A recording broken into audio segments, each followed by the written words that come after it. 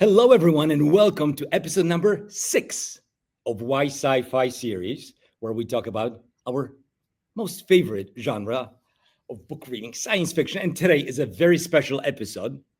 All of them were amazing, but this one is special for me. It's because for the first time, instead of a fellow booktuber, we have an author joining us all the way from Denmark, from across the pond, Jane Mondrup. How are you, Jane? Hello. Hello, I'm absolutely great. Very excited to have you on the show. We're going to talk about science fiction. We're also going to definitely talk about your book, which I read not too long ago and really enjoyed. It's a book that I'm going to recommend to most of you, I think, to check out because it's a book that I think would appeal to most science fiction readers. But we'll talk about the book in a bit. First, maybe, as I usually like to start this off, let's talk about why you specifically like to both read, because I know you're an avid reader and part of the reading community, but also why do you like to write in science fiction? So why sci-fi, Jane? What is it about science fiction? Well, I think it just when I started reading, and I started reading very early, I was always drawn to the fantastic genres, starting with fairy tales and moving on to fantasy. And then at some point I just discovered science fiction, and it was back in I was a child in the 80s, and there weren't that many science fiction books in our libraries in Denmark, so I just read everything. It was if it had time travel or spaceships or anything, I would read it no matter what.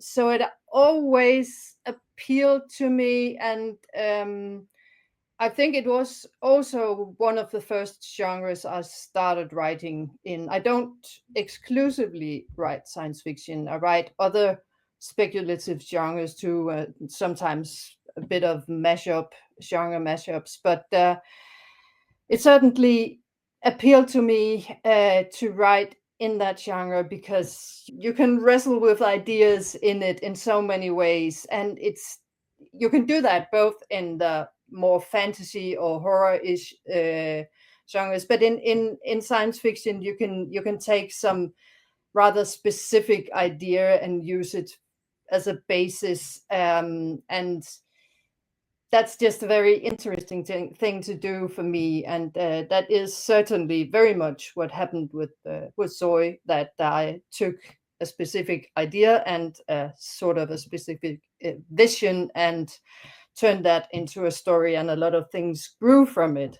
I read a quote by you where you said that speculative science fiction, maybe specifically, but speculative genres are more reflective of the world, even as if I found that interesting, as opposed to, I guess, more literary kind of reality based Yeah, writing. and I kind of that's a thought with two elements. One is not my own. I mean, a lot of people remark nowadays that we live in a very strange and science fictiony world, and Oh, in yeah. so many ways things are just have just gone into space. But I think also in a general sense, when you experience the world, if you let yourself really try to be open to what actually happens, it's often very strange. I have a lot of strange experiences, and sometimes I meet people or see something happening, or there's some scene that I think if I wrote this, people would say, no, it's too much, it's too weird. So in a way, I think actually that the speculative genres can capture that weirdness, and sometimes they will turn it in a slightly different way than what you experience in your daily life. But I think actually that the our conventions of literary realism will often not correspond to how the world really is. And to me, the speculative genres reflect the world as I experience it, at least. But well, maybe it's just me.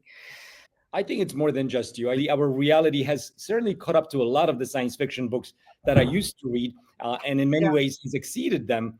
And some of the worries that I have, of course, having kids, also about the future. And I know you're very much interested also in ecology, and I think absolutely. you yourself even live in a. If you maybe want to talk about that in a community, Yeah. little community in Denmark. What is that like?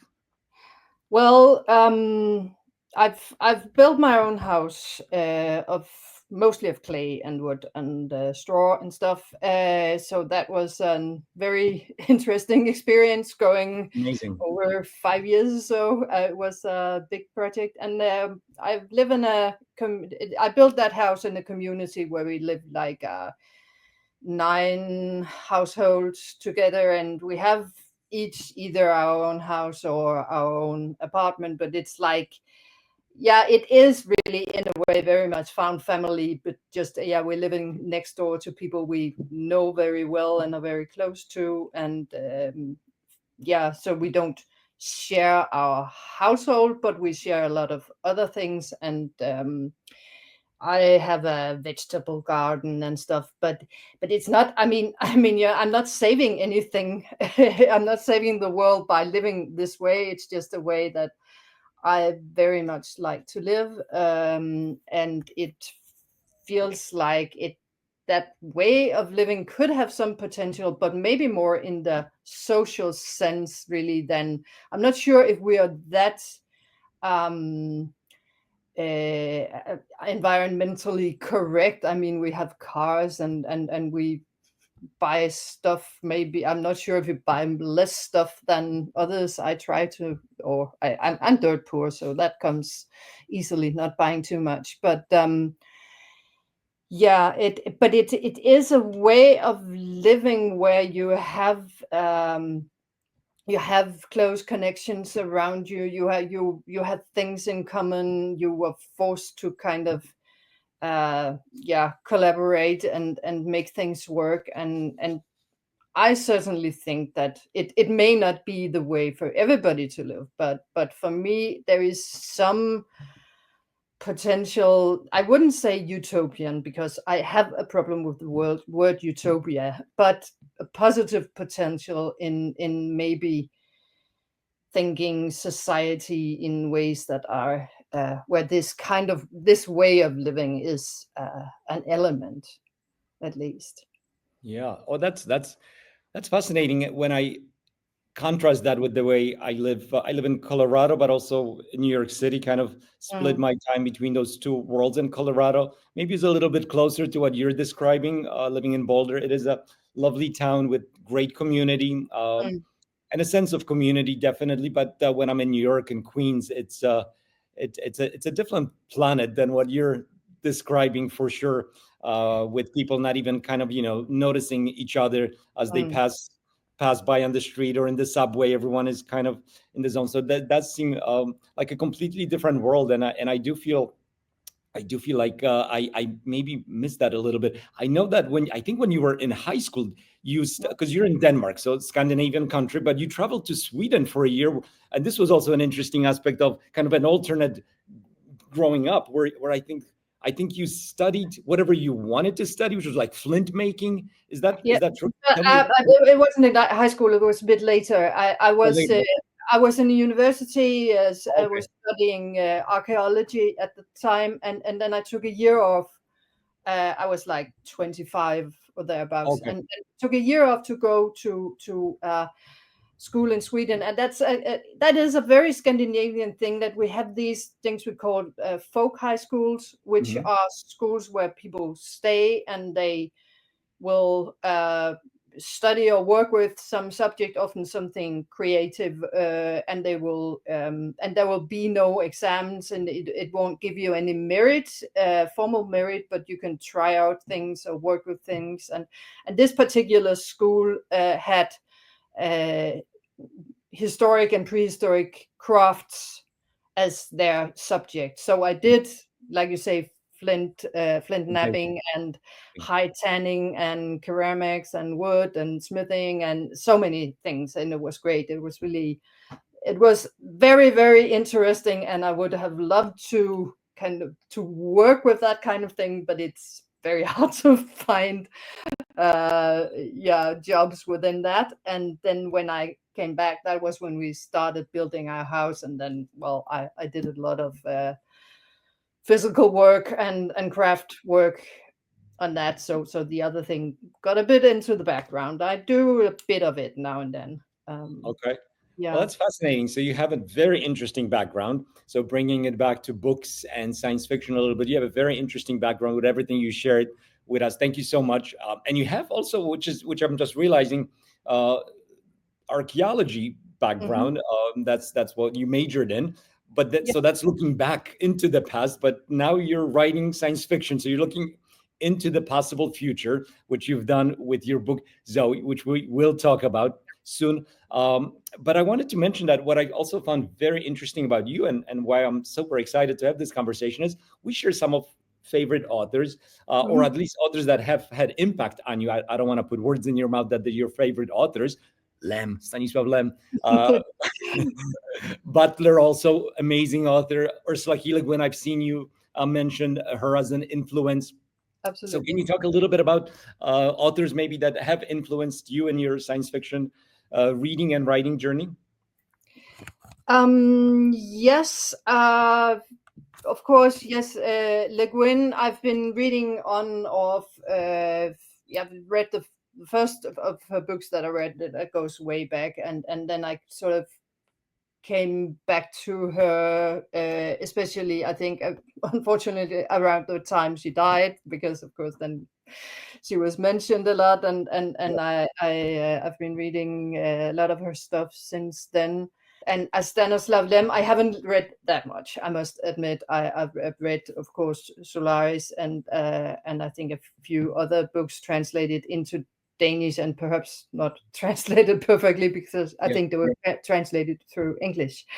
Um, I have been also in the later years very inspired by Ted Chiang. I think his stories are absolutely amazing, and I like the way they are sort of calm but very intense still, Yeah. because as a reader and a writer, I'm not so much for the things going very fast and being. I'm not. If somebody has a critique of me, it will often be that they think it's a little bit slow paced, or and I like to read that kind of thing. But if it can have both the, it's kind of quiet intensity, that's a very I really like that, and I think Chang is the master of that, and he's a master of doing very interesting things with some ideas that will sometimes be completely new, or sometimes there will be a classic trope, but he will find the absolutely amazing corners of that, or turn it in a way so you think, oh, you could look at it like that. That was whoa. And then I will absolutely mention Octavia Butler also, because she writes about very strange things in a very straightforward way, and I think that's admirable, that you can take some really really weird idea, and then um, make it feel like you're completely immersed in the story, and you really root for the characters, who will often be very problematic, and a lot of awful things are happening, but you don't feel depressed by it, at least. I will say, I think more or less the only thing I haven't read by Octavia Butler yet is the parable books, which Same. everybody else read, because I'm kind of scared to read them, because I know how emotional I will get over Octavia Butler books, and it's a bit too close to home, because a lot of her other stories are more remote from our immediate experience, but this is seems like it's much closer. So,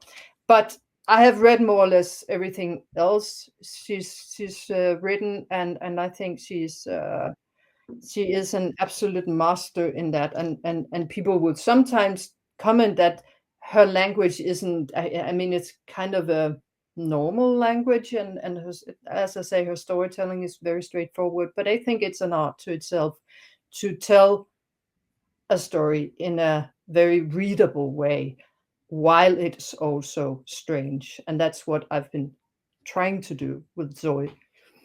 Yeah, well, I was just gonna say, I think if I was to compare your writing in Zoe to another author, I think Mhm. Butler would be the closest one Yeah. because of the fact how readable the story was, how easy on the sentence it was Mm. to absorb, and but how impactful at the same time the story was. And I was thinking about Butler.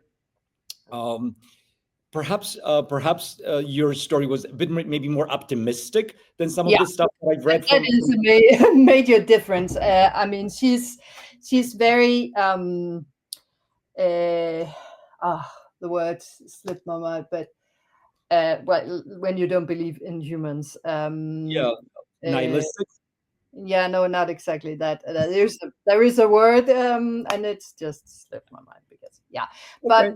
but anyway, so her books will be very dark, often very grim, Yeah, uh, and there is this thing. I think they are grim, but they are not depressing. But anyways, it's I have a more optimistic view, or maybe not optimistic, but not as not as slightly less grim view of yeah. the world. Try to write my stories a bit more in the positive direction, but there will often be some yeah, Uncomfortable themes for sure. yeah, uncomfortable and a bit glum or whatever you'd call them, but yes, I was, yeah. Now I forgot what I was going to say. That's okay. That's Oh okay. yeah. One thing I need to mention that, or I want to mention that,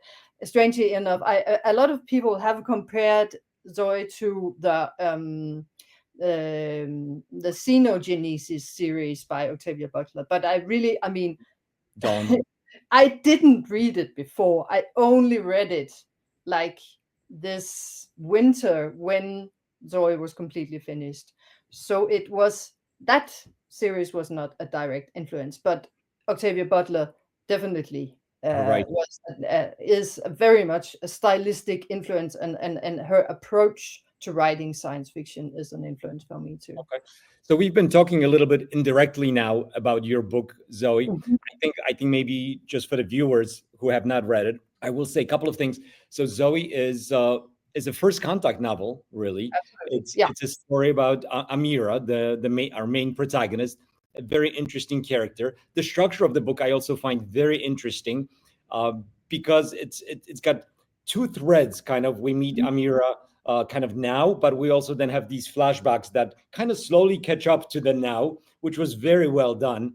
Mhm. I think the book is really well written overall from that standpoint. But the big idea, I think, is really fascinating, and it felt unique. I've read a lot of first contact novels. I did a video not too long ago, and I wish I did that video a little bit later because your book would have made it into the video where I was talking about my favorite first contact novels. Uh, because it does feel unique. It's got this biological science fiction element to it also. Mhm.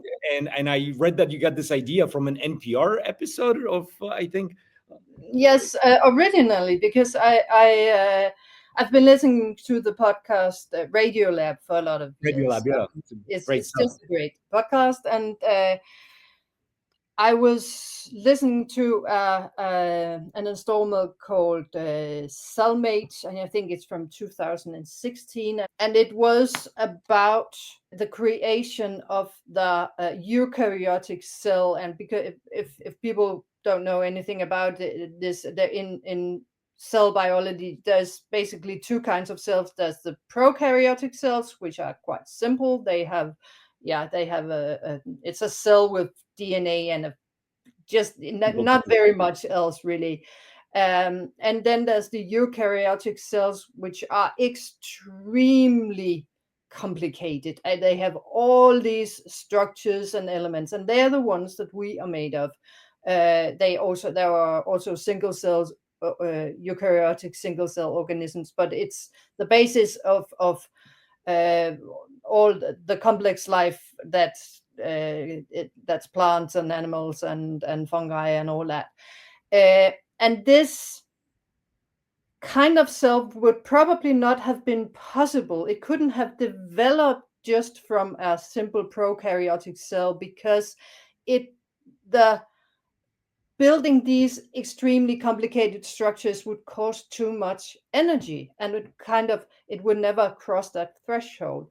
But then what happened at some point, by complete accident, was that a small prokaryotic cell got engulfed in a larger one, and this will happen all the time. But what was special was that first, the small cell survived inside the larger cell. It didn't do any damage to it.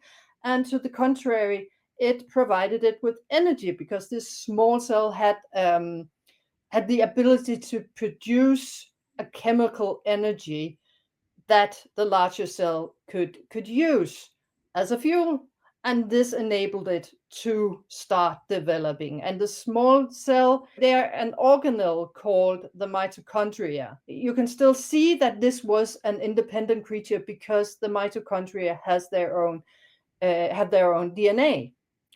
We talk about mitochondrial DNA, which is a specific part of our genome, which will only be inherited through the mother. But this idea, the cell-made meeting of these two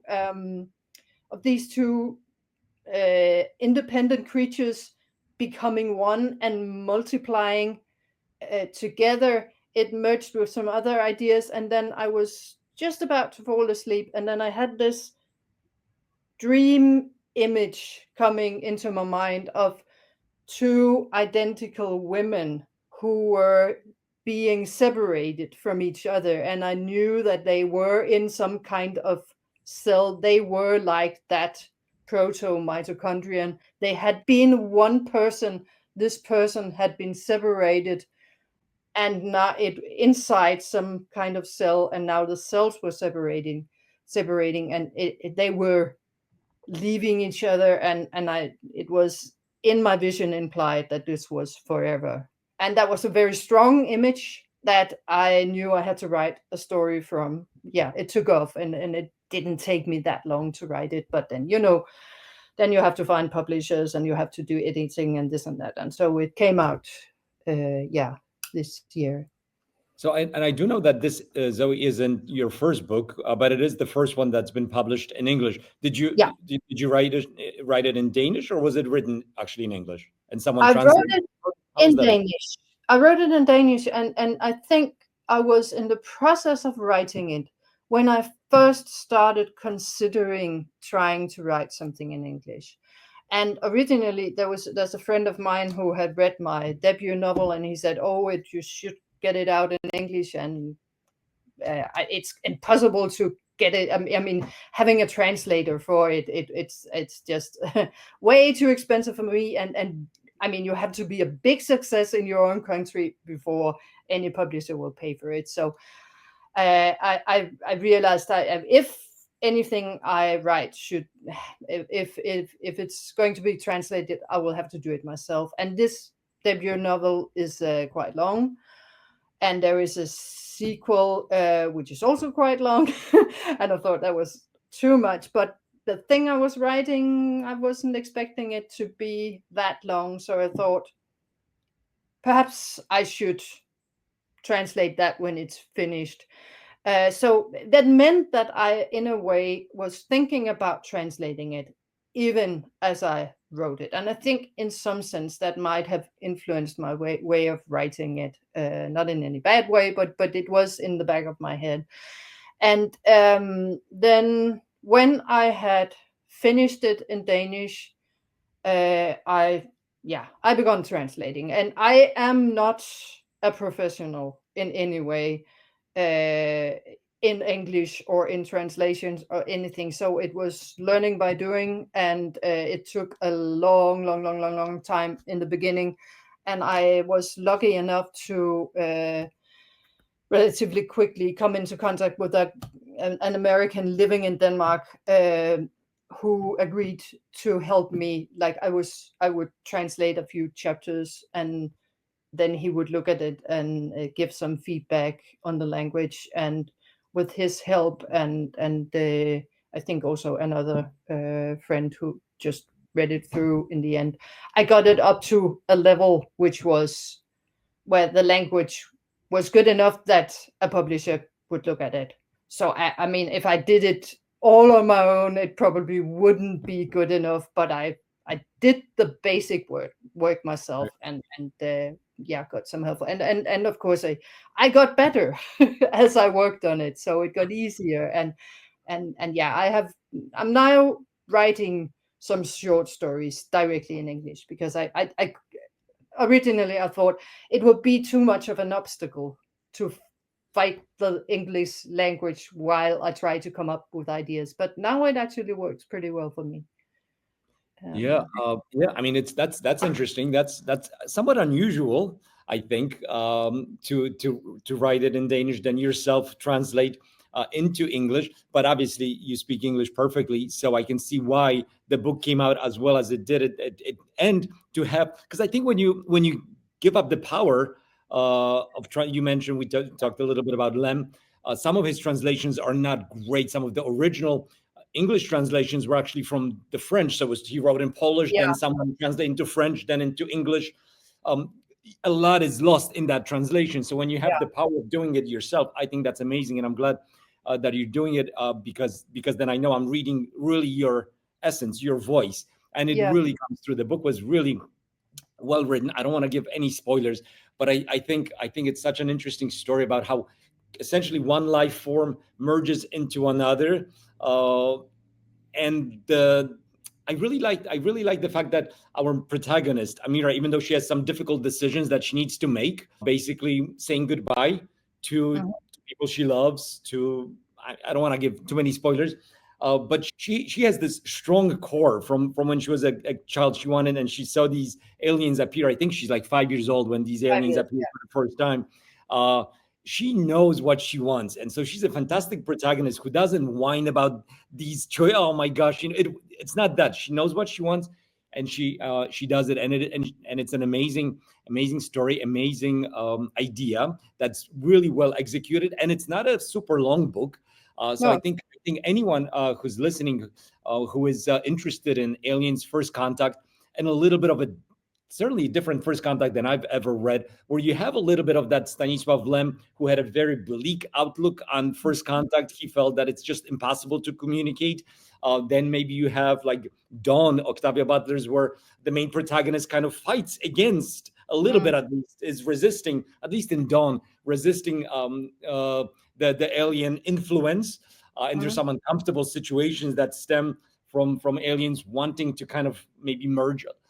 In this case, it's a completely different look, and I really appreciated it, and it made me think. So it's a book that I do recommend that anyone who's interested in First Contact, Aliens, good science fiction, thought-provoking read, but also an approachable read, both in the way it's written, but also just in the length of a book. It's worth a shot. I know our TBRs can be long, and it's difficult to read, to pick up a new book sometimes, but this is one that you can definitely squeeze in. So I do highly recommend it.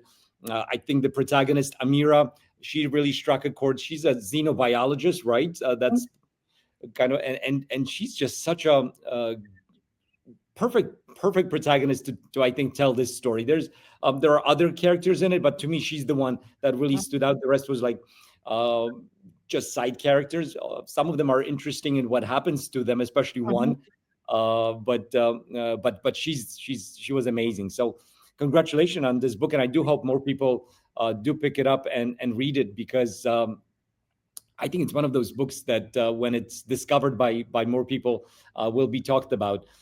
Do you have any plans? Are you writing anything right now? Or do you have any plans for future? I am kind of working on a future story set like 500 years into the future, in the kind of society I both would like to live in and would think was possible.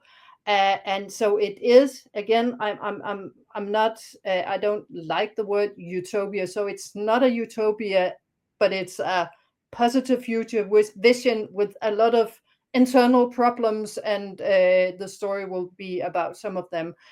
but at some point I will hopefully have more time to work on that, and that would be my next major project. And then Okay. I'm doing some short stories. Any chance that Utopian not will be translated into English? Are you planning to write it?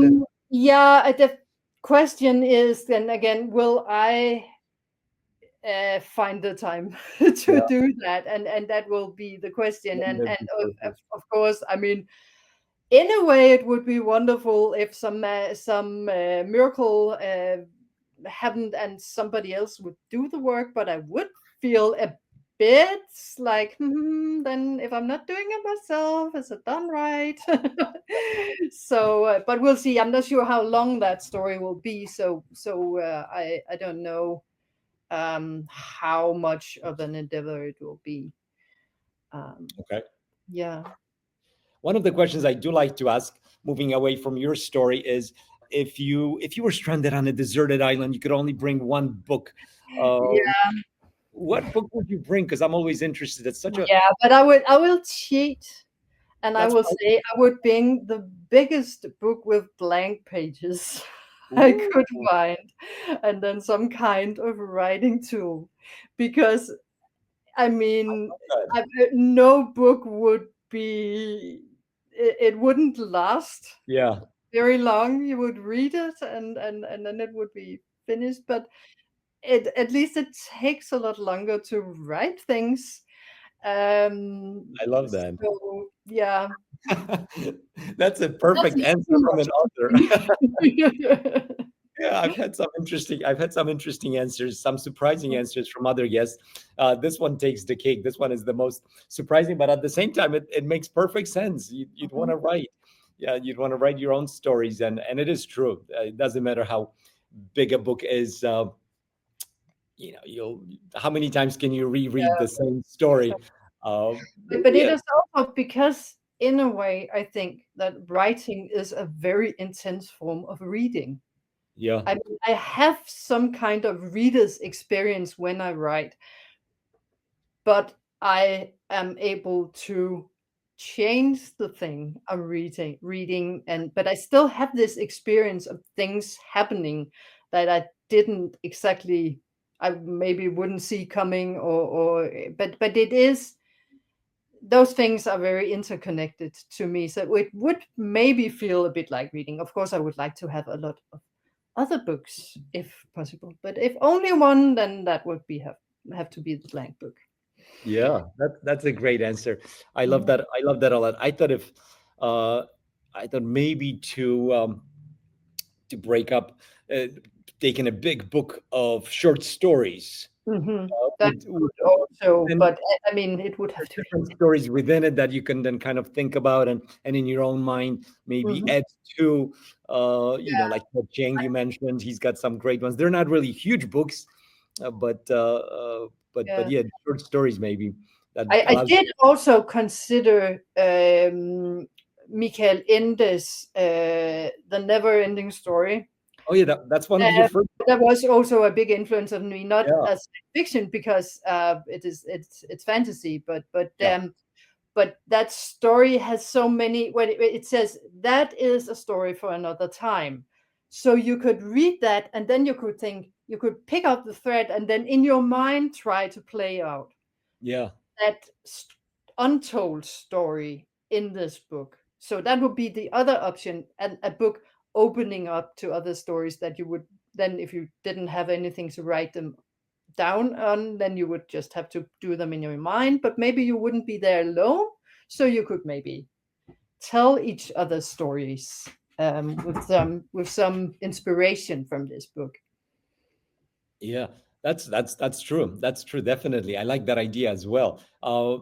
Now, are there are there Scandinavian or Danish, maybe even authors who are writing speculative fiction, science fiction, maybe who you'd recommend, who maybe myself or viewers have not heard about? Anyone that that you Um, that you yeah, like?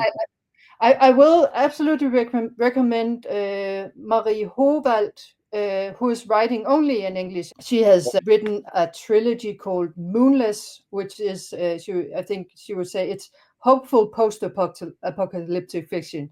So it's Okay. set in a very post-apocalyptic world in which the moon has been hit by something, blowing it into billions of pieces, and of course when they rained down on Earth, everything was destroyed. But now, after a long while of that, people are rebuilding societies, and yeah, it was 3 books in that series, and I really love them. And then she has a series of she's into cozy, so she's cozy murder mysteries in space, also Okay. called Colibri Investigations, and just Sherlock Holmes retelling in also Wow. with I love aliens. Sherlock Holmes. So she's a Danish author writing in English, and I would absolutely recommend her. You have also asked me to show a book, Yeah. so we could do that, and I think people will know about the Moomins, uh, Tove I love Jansson. the movies. That's But so funny. this is I'm not a book collector, Yeah. and I'm really a very pragmatic reader, and I just borrow books from the library. I have of course a billion books because they sort of happen to me, but it's not Sure. like I collect specific books or specific editions. But this is special. Um, it's it has I mean, it's a picture book, but on each page there will be a hole, so you see the next page through it. um and That's so the lovely. Oh my story, God. in the story, it's there's these the books, that the pages and what happens to them are connected, and then it's written in verse. And it's, of course, it was written in Swedish originally, but translated by a Danish poet. So it's a very beautiful translation, and it's like I that particular book, it's from 1952, and my mother got it when she was a small child, and I inherited it, and it was read to me when I was a child. And then that story, I know it by heart, and I will sometimes, recite it or just play it out in my head. And yes, that's Yeah, that's amazing. Ove Jansson is in general also an influence on Yeah. me. I would say it writes these Moomin stories are actually very strange, and often you would say, I sure that was children?" But I read them to my own daughter when she was maybe 10 or something, and she loved them, even the ones that you think, they should be, isn't that dull for a child? But no, it just went right in. Yeah. That's great. That's a fabulous book, and moments are amazing. My brother, I was at a birthday party for him yesterday, and actually, it's so funny. I got him a Moments cup for his birthday because he Yeah. loves the Moments. So this was just last night. It's so funny that this is the book that you're showing. And I have kind of a special thing for the Finnish, and sometimes so Finnish and Swedish Uh-huh. stories, weird stories, and children's stories. There's other Swedish and Finnish children's authors that have been very important to me, or influential. But I think Tove Jansson is the one that people will know about, and which will, it should be available in English, at least some of it. I don't know if they have translated the poetry in the right way. Yeah. It should be translated it should be metrical and with the rhymes placed correct and still interesting and funny. So it's a demanding translation to Yeah, do. I would so. I would think so. But yeah, moments are amazing, and the Scandinavian culture is so interesting. Mm. I do want to visit Denmark for sure. We talked about this off air a little Yeah. bit at some point. So that do you live close to Copenhagen physically? I mean, in the sense that in Denmark you can't really get Right, it's not a huge too country. far from anywhere else. It takes a bit less than 3 hours by train. I live near the other relatively large city. I'm not sure if even city is the right word. It's like 300,000 people. Aarhus. Okay.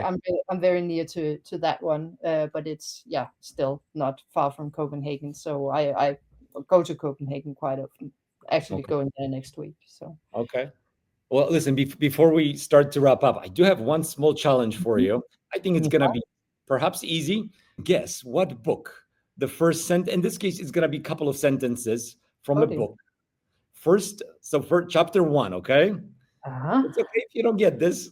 Don't be nervous, Jane. I'll try. All right, so here we go. So this is first, let's do maybe three or four sentences because they're short from Mhm. a book that you read. Alive, still alive, alive again. Awakening was hard as always. Yeah, Uh, but wasn't that Dawn? yes, David Butler. it was easy, right? Okay, That was easy. but nice job still. I mean, even if you read the book, it's not always easy to kind of remember, or the first sentences. I probably would not have guessed most of them Yeah, unless like a name pops up, that you recognize from a book. It may yeah, not be easy. But yeah, the awakening with yeah. That Dawn. was kind of it was, and I read it like 6 months ago or something. Oh, So really? So you read it very it not was, very I easy. think it was in January perhaps, Yeah, or Christmas. So yeah, not 8 months maybe. close So enough. Cool. So listen, I want to say thank you so much for coming on. Thank you so much for reaching out to me, first of all, and oh, offering your art, your book, which I found very interesting and enjoyable. Sometimes I find books interesting, but I don't enjoy the reading experience, if you know what I mean. yeah, Um, sure. but in this case, it was both. And here's the book, by the way, everybody. I'm Mm, reflecting my yeah, ring, but. I love the color. Yeah, the cover, I mean, there we talked about the cell division. Hmm. There it is, and yeah, beautiful cover, and a great book. So, Thanks. like I was saying, I both enjoyed the read through quite a bit, but also the ideas, and it's the type of book that I like. And I do think there are some books that I read and I'm like, I don't know if I would say most viewers would enjoy them. I think this is one that I would think most would because it's concise. It's the ideas are presented in a very approachable, easy to digest way, Mm. and yeah, it's a great book. So I do recommend it to everyone. Um, and yeah, I'll leave some links where you can find the book maybe in the description below. So do check it out, whether it's Amazon or I think Barnes and Noble. You can also get it online through. Also, kind of everywhere we could think of. Yeah, everywhere. So it's not going to be difficult for you to find it yourself if you do a bit of work. But I'll leave it linked down below. And as far as you, Jane, is there anything you'd like to say, or anywhere that you'd like the viewers maybe to look you up, find Mm, you, no, connect? but it's just there was one thing when we talked about that I have a more positive view of things that Octavia Butler, but I would like to mention that I still have I use some horror Oh yeah, elements. I use there is it's not a completely joyful, happy story. There is a lot of it. I would say body horror in it. yeah, So people should expect that. The only thing they shouldn't expect it to end like a typical horror story because I wasn't interested in that. But I'm very interested in using uh, some horror style and turning the story in other directions. I love reading stories with some horror feel to them, which does not end in the obvious way. Because I mean, that's mm, interesting. yeah. So that's an important thing for me, at least, to mention that this is a part of this story, and it will be uncomfortable in places, which is intentional. Yeah, I agree with that. Yes, we didn't really get into the story too deeply for fear No. of some spoilers because you need to like, I mean, I never know how much of a story to say, but yes, there's definitely if as I was reading, I was imagining myself in that situation, being placed uh, Hmm. in in that, let's call it, vessel, Yeah. and and that was very uncomfortable. And what happens to our protagonist and to all the humans who are there is definitely there is definitely some horror elements, and fairly heavy horror elements. But I think the overall outlook and the feel of the book is and the ending also, and the ending of the book, it gives hope for something greater than ourselves, almost something transcendent. And I think that was actually amazing to have the two sides. And I liked, I mean, I love The Road by Cormac McCarthy, which is very heavy and grim and dark pretty much throughout. But from time to time, I love to read something that does present us with some options and some open mindedness into the Mm. future. Whether it's this type of symbiotic relationship, or maybe where we're going right now. Who knows? 100 years from now, maybe some sort of mutation between us and artificial intelligence. Who knows what humans will look like in the future? Hopefully, we're around, in the future at all. Who knows? You're doing your part with your limiting your carbon footprint, which is amazing. And I do appreciate that as Yeah. much as possible. I mean, obviously you have to live in this world, and it is difficult, but I am impressed with pretty much everything you've talked about, and intrigued. So this was a fantastic conversation for me, really eye opening, beyond just the book, which again, fantastic. Check it out. But yeah, you as a person, so this was awesome. Thank you, Jane. Same to you. Thank you so much.